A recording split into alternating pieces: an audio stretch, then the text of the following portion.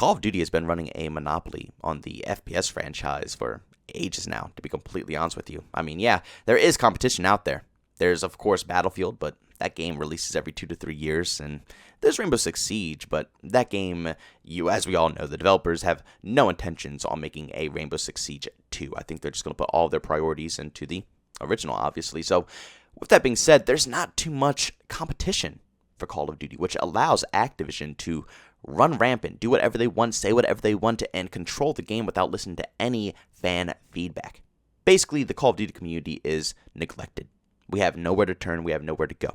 But for the first time in ages, we see Call of Duty going up against some of the top dogs, some of the biggest games that we could possibly see coming into the mix, and a lot of them are doing game-changing, revolutionary, next-gen things for their titles that are going to make them stand out completely away from our traditional, 6v6 Call of Duty, the same crap that we see every single year. As we know, Battlefield 2042 is coming with Portal, 128 players, all this innovative stuff coming for that game. We have Halo Infinite, which is releasing a multiplayer experience for absolutely free. You don't have to pay a dime for that. We have the SM2 mod, which is a Call of Duty mod running on the Modern Warfare 2 engine, which will allow pretty much anybody, even someone with the most lowest end laptop, can probably run this mod. So if you want to play a lot of the good classics, a lot of all the weapons, maps, all the good stuff with Call of Duty has to offer, the SM2 mod is going to be releasing as well. We have a relaunch coming from World War 3. For those who don't know what that game is, I made a couple of videos about that game. If you want to see them, I have a playlist down below somewhere over there with only World War 3 videos. It's a fantastic game.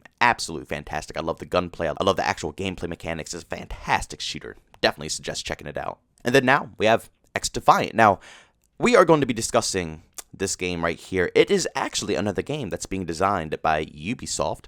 Tom Clancy game here. So Rainbow Six Siege, same exact people are designing this game. And it looks alright. That's all I'm going to say.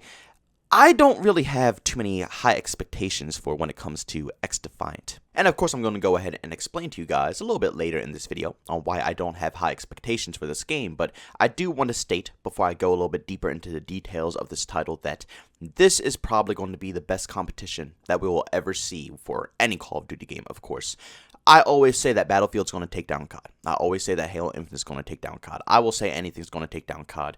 Obviously, it's for title purposes, but in every single one of those videos, for those who actually listen to my commentaries, you will hear me state multiple times in every one of those videos that I do not think that these games will 110% take over the community of Call of Duty, but they will add competition into the marketplace, forcing Call of Duty and Activision to rethink their marketing strategy and actually put focus into the game. Because at the end of the day, Battlefield isn't COD.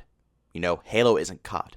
The only people who are going to be transferring over to those other games are people who want to expand in their variety of gaming. People who are a little bit more open to different play styles. But a lot of Call of Duty players, they just like Call of Duty. That's their play style, and they're only going to play Call of Duty at the end of the day. So can't blame them. But to expect every single person to completely ditch COD for Battlefield is pretty unrealistic. But for this game right here, let me just fill you guys in on, how this game is formed. A lot of Call of Duty players, and even exclusive Ace, have been working on this title right here. Not actually, in the game files and working with the developers on actual coding and stuff like that, but they're going ahead and helping out the developers with gunplay, I guess testing the game to see if it runs smoothly, which to me personally means that the movement, gunplay, and everything of that sort in this exact title right here is going to resemble Call of Duty a lot. And at the same time, it's a AAA developed game made by Ubisoft, the creators of Rainbow Six Siege, so you know that they know what they're doing. They are very experienced when it comes to designing any video game, to be completely honest with you guys. And it's going to be completely free to play. So anybody on any console is going to be able to download XDefiant at any time of the day. It doesn't matter. You don't need any money to buy in. Maybe if you want to buy any microtransactions later on, support the system, then you can go ahead and do so. But to initially play the game and play with your friends, log into the title itself, it's completely free. So with that being said, that's going to get a little hype. And I really do hope that a part of this game succeeds, because I want to see this free-to-play movement be successful. Like I said, it's not only this game that's doing it, but it's also Halo Infinite. And it's not indie game development teams doing these things. Both of these games, Halo Infinite and XDefiant are designed by AAA developed teams who have publishers, high-end publishers who are controlling these AAA development teams with big budgets. So clearly, if two big dogs are doing the same method, something is slowly changing in the FPS, or not even just the FPS world, but just the gaming world in general. There's a change in time, and it's fantastic because I would love to see multiplayer games start to become free-to-play because, let's be honest here, the biggest part of any game is not really the multiplayer that costs a lot. It's mostly the really fancy high-end campaigns and stuff like that that's going to be the biggest part of the budget. So, with all honesty, I think that the future of gaming should just completely cut the main prices of a game down to like $40 or something and make all of their multiplayer experiences free to play. But again, we don't know if that's going to happen, but if both of these games become successful, then you never know. In the future, you might see Activision make Call of Duty multiplayer free to play, which would be amazing because, as we all know, Call of Duty is becoming very repetitive. So if the game is going to be free to play, I'll be a little bit more lenient on it. The only reason I'm so pissed off every single year is because I have a $60 price tag on the game, and it turns out to be complete ass every single time I purchase it, But if it's free to play, why not? Same thing with Battlefield. If these two games become successful free to play, maybe Battlefield will follow the method, make their next games completely free to play, and this will only be able to increase the amount of players who enjoy video games. But now that I got all the positive stuff out of the way, let me go ahead and get to the negatives here. Okay, so the game just doesn't seem like a Tom Clancy game, in my personal opinion. I'm going to be completely real with you, and it's completely throwing me off. As we all know, one of the biggest key factors to selling your title is making sure you please the core audience. That was the biggest problem when it came to Battlefield 5 because they didn't please the core audience. So yeah, maybe they attracted some other people to buy their game, but the core Battlefield fans saw the trailers that they put out and they were disgusted. It wasn't anything they wanted to see. Kind of killed off the sales. And I'm willing to say that this game might run into the same exact issue. When I think of any Tom Clancy game, I don't think of a very cartoonish styled shooter. Even though there are anime skins and different things in other titles, especially in Rainbow Six Siege, But at the end of the day, it still gives me a very realistic vibe, and that's what I love about those games. But XDefiant, it really looks like they're coming for Call of Duty's Throne. But I don't think they're coming for Call of Duty Throne in the correct way. This game looks like a mix of Black Ops 4 and Overwatch. And to be completely honest with you, as a hardcore Call of Duty fan for many years, I've been playing Call of Duty since Call of Duty 2, the big red one.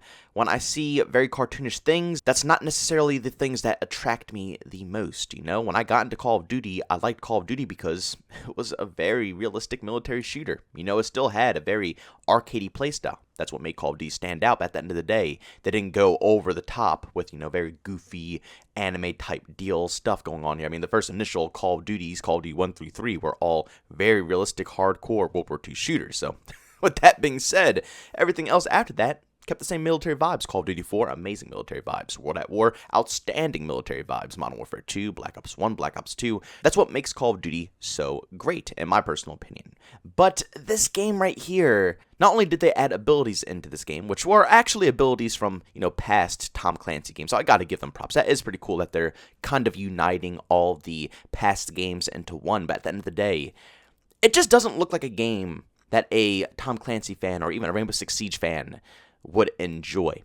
And I don't think it's going to be that much of a difference or that good of a title that Call of Duty fans are going to ditch COD to come play this game. So what I see out of this title is a game that's going to be dead in the middle. The Tom Clancy fans aren't going to come over to this title because it doesn't resemble enough of what their games are made out of. So they're probably going to stick with the games like Rainbow Six Siege.